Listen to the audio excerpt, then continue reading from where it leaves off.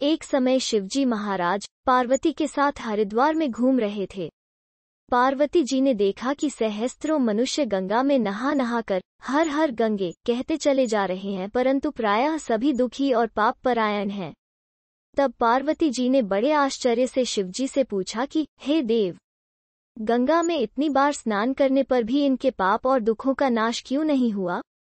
क्या गंगा में सामर्थ्य नहीं रही? शिवजी ने कहा, प्रिय, गंगा में तो वही सामर्थ्य है, परंतु इन लोगों ने पापनाशिनी गंगा में स्नान ही नहीं किया है, तब इन्हें लाभ कैसे हो? पार्वती जी ने आश्चर्य से कहा कि स्नान कैसे नहीं किया? सभी तो नहा नहा कर आ रहे हैं, अभी तक इनके शरीर भी नहीं सूखे हैं। शिवजी ने कहा, ये केवल जल में डुबकी लगाकर आ रहे हैं।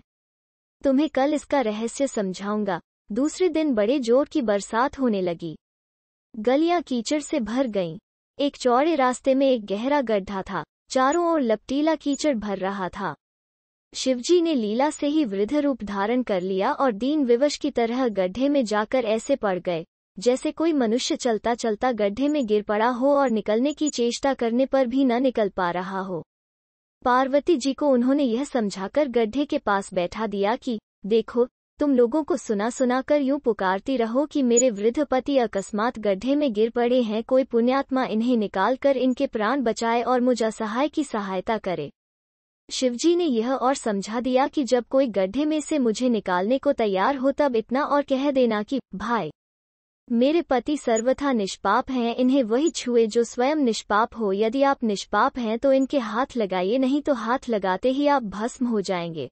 पार्वती जी तथास्तु कहकर गड्ढे के किनारे बैठ गईं और आने जाने वालों को सुनाकर शिवजी की सिखाई हुई बात कहने लगी।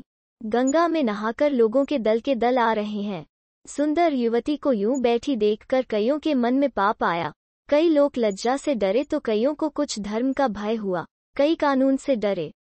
कुछ लोगों ने तो पार्वती जी को यह भी सुना दिया कि मरने दे बूढ़े को, क्यों उसके लिए रोती है। आगे और कुछ दयालु सच्चरित्र पुरुष थे। उन्होंने करुणावश हो युवती के पति को निकालना चाहा, परंतु पार्वती के वचन सुनकर वे भी रुक गए। उन्होंने सोचा कि हम गंगा में नहाकर आए हैं तो क्या हुआ, पापी तो हैं ही, कहीं होम करते हाथ न जल जाएं। बूढ़े को निकालने जाकर इस स्त्री के कथनानुसार हम स्वयं भस्म न हो जाएं। किसी का साहस नहीं हुआ। सैकड़ों आए, सैकड़ों ने पूछा और चले गए। संध्या हो चली। शिवजी ने कहा, पार्वती, देखा, आया कोई सच्चे हृदय से गंगा में नहाने वाला है। थोड़ी देर बाद एक जवान हाथ में लोटा लिए हर हर गंगे करता हुआ निकला। पार्वती ने उसे भी वही बात कही। युवक का हृदय करुणा से भर आया। उसने शिवजी को निकालने की तैयारी की।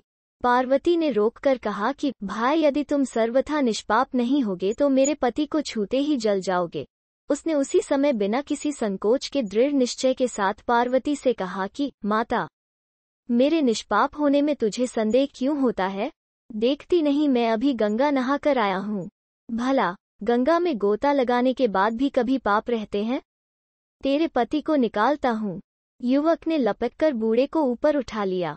शिव पार्वती ने उसे अधिकारी समझकर अपना असली स्वरूप प्रकट कर उसे दर्शन देकर कृतार्थ किया। शिवजी ने पार्वती से कहा कि इतने लोगों में से इस एक ने ही गंगा स्नान किया है। इसी दृष्टांत के अनुसार जो लोग बिना श्रद्धा और विश्वास के केवल दम के लिए गंगा स्नान करते हैं उन्हें वास्तव का फल नहीं मिलता, परंतु इसका यह मतलब नहीं कि गंगा स्नान व्यर्थ जाता है। गंगा स्नान का बहुत पुण्य भी है।